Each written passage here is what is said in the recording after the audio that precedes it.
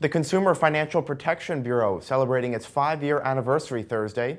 Here with a look at the Bureau's accomplishments since then is Jenny Lee, a partner at the Dorsey Whitney law firm and former CFPB enforcement attorney. So, Jennifer, it's great to have you here. Before we reflect on the tenure of the agency, briefly tell us what the CFPB does. Oh, absolutely. Thank you for having me. I'm delighted to be here. The CFPB regulates the consumer financial markets, so retail banking, financial services, essentially any product or service that touches an individual consumer, which includes you and I and everybody in the country. And what kind of authority does it have, and how does that help consumers? The authority that the CFPB has is incredibly broad.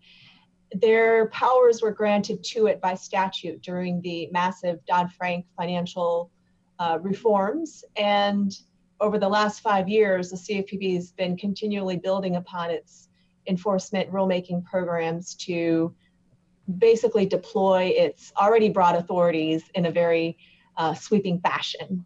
And the argument is that the CFPB helps consumers by both doing consumer outreach, engagement, and empowerment efforts, but also from a law enforcement perspective, there have been in excess of $11 billion of fines that have been imposed to various participants in the consumer financial services markets for what the CFPB has alleged to be violations of the federal consumer financial protection laws. And were there any other notable milestones in the Bureau's 5-year history, in your view?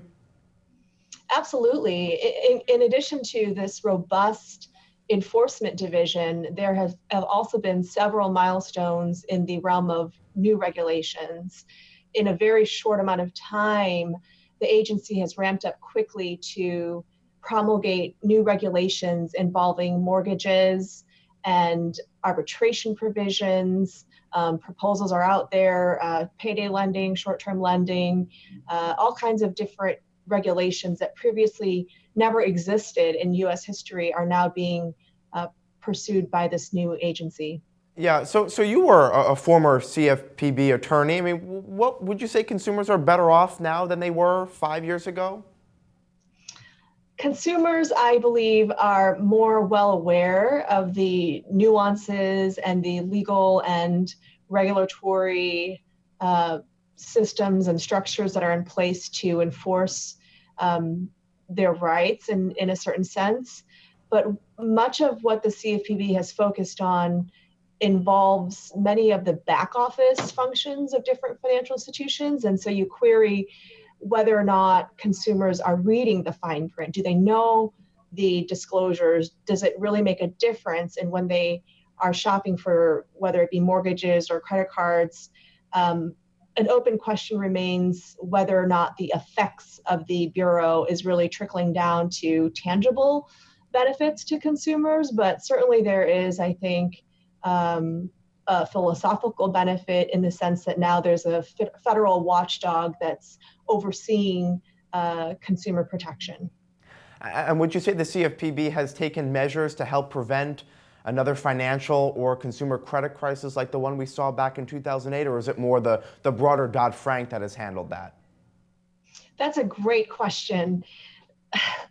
The factors that led to the financial meltdown are so complex and multifaceted. Much of that rested on securitization of the mortgages and the multiple categories of actors that participated in the lead up to the crisis. The CFPB, by contrast, its focus is much more narrow.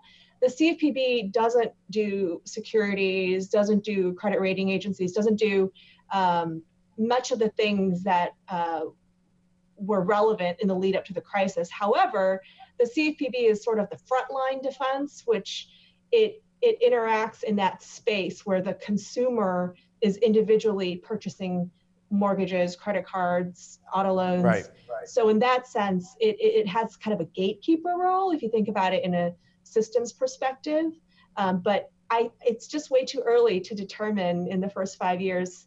It's too early to say whether or not it has acted sufficiently to prevent the next a crisis. Many commentators focus on student loan and debt issues, and many of the investigations are working its way through the pipeline, some of which take 1, 2, 3 years. So it's too soon to say, but certainly that's the intended design. Yeah, and student loan and credit card debt issues certainly remain, huge problems for Americans. All right, Jennifer Lee from Dorsey and Whitney, thank you so much for joining us from Washington.